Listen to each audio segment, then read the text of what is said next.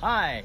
In a previous video titled Matching New Frames, I took a customer's brand new frames and matched them precisely. The difference between those two frames was only 1 gram and 3 units in swing weight.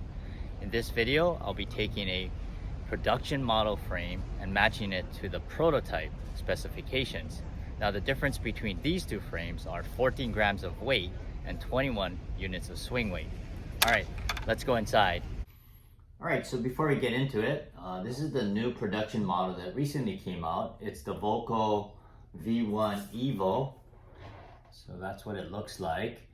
And I took some specifications on my RDC, and the weight I came up with 300 and the swing weight at 293.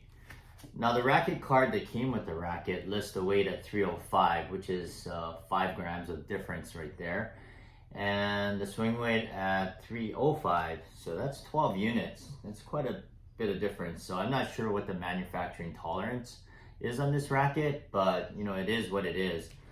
Now this prototype that my customer had the opportunity to use for a while, he actually liked it so much that he wants me to match the specs. But because this is a prototype model, and I'm assuming this might have been definitely not the final prototype, but it might have been an initial one. The weight is at 313, which is between these two rackets, it's 13 grams. And the swing weight is 314. So that's quite a lot of weight in the head for, and these are unstrung specs. So what I'm gonna do is go ahead and grab the production model and match it up to the prototype. All right, so the first thing I did is I went ahead and wrapped an overgrip on the new production frame, because when I took the initial specs from the prototype, it did include that on this racket. So I just wanted to make sure that would be the same. It did add about 7 grams of weight and 2 units of swing weight. So what I'm looking at is about 6 grams more of weight that I need to add. And so what I'm gonna do is I have these strips of lead tape. I have, these are 4 inches in length, and it's the half-inch width. So for each of these strips, I have 3 of these. These are about 2 grams each, making up to 6 grams. So what I'm gonna do is I'm gonna place these on the head of the racket, the very tip, because I wanna make sure that I can match that swing weight of 314. And by having it up here, that'll make the most significant difference in terms of swing weight. And just as a reference, a 4-inch length of head tape will add about 5 units of swing weight. So what I'm gonna do is just start it at 12 o'clock. And I have this Scotch tape on here. And I have it taped on the outside of the frame. And I'll tell you why later, because what's gonna eventually happen is I'm gonna do this application underneath the bumper guard versus inside of the frame. And again, I'll explain that later. So I'm gonna tape everything on the outside of the frame. All right, so earlier I mentioned that I'll be installing this lead tape on the inside of the bumper guard, and there's 2 reasons why. This particular frame is pretty wide at the tip of the head, so it's 28 millimeters, and that'll allow me to install the lead tape, which will be a 1/4 inch width lead tape, on the inner part of that frame. So I just put a little piece to show you that there is some space here. You'll see that the lead tape is here, but there is a little bit of space here that'll allow for the player to wear through the bumper guard and not get into the lead tape. And looking at his prototype model, the one that he's used already, he's not very hard in his racket. So you can see that, you know, there's hardly any wear there. So I'm pretty confident that by installing it underneath the bumper guard, because it's a wide tip, and for the fact that he doesn't wear his racket out really aggressively, that it'll work out. Now I'll show you my racket, because on this one, it's an example of why I did it on the inside of the frame. You can see the lead tape there. And for the very 2 reasons I just mentioned, I'm pretty hard on my racket, so you can kind of see the wear at the head, right at that 10 o'clock area.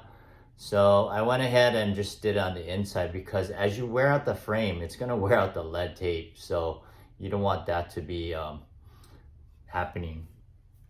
All right, so the next step is I'm going to take the swing weight. Again, this is without the bumper guard.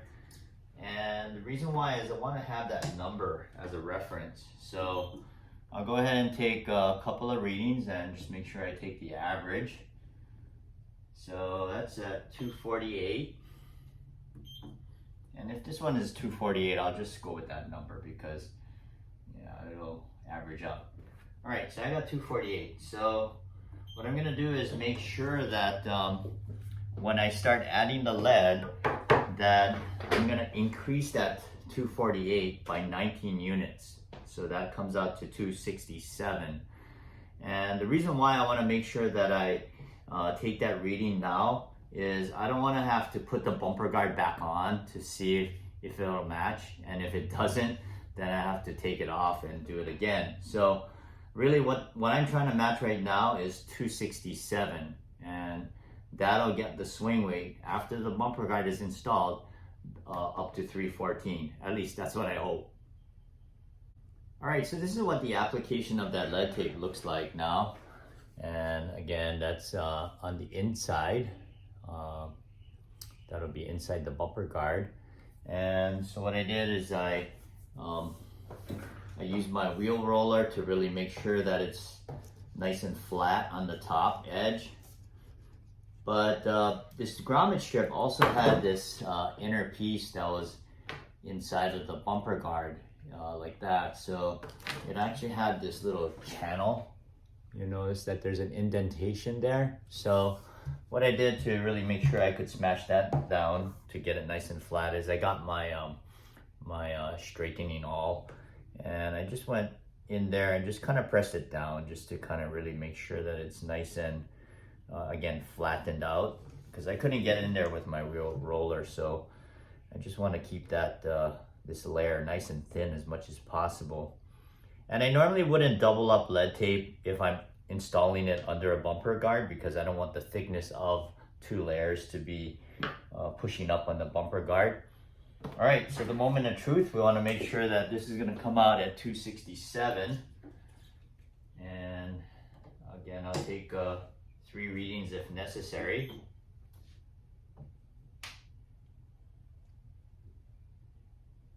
All right, so that's 267, looking good there.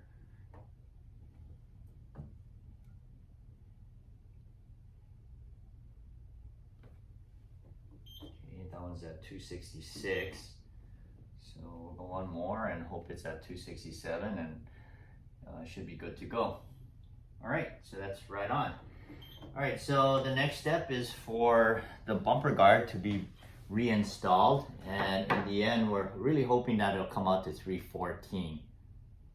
All right, so I got this final grommet piece that is going into the bumper guard, and now we're going to take our final readings, and again, the target was 314.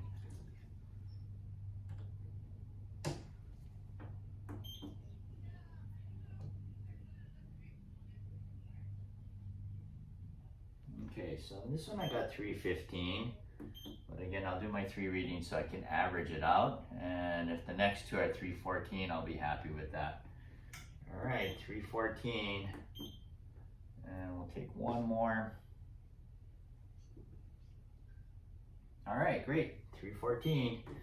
So I'm gonna take the weight though. I just wanna see where we're at. So the prototype model was at 313 on the weight, grams.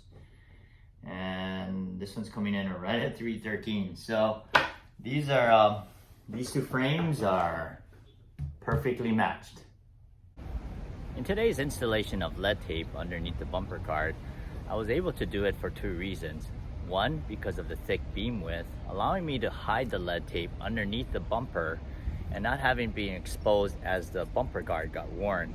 And 2, because the player himself is not really aggressive in terms of racket wear. Now what's really cool about this installation is that the racket looks lead free. And if it wasn't for the paint job, these 2 rackets would look identical, but I'm not gonna get into that. Thanks for watching, happy customization. and let your strings play.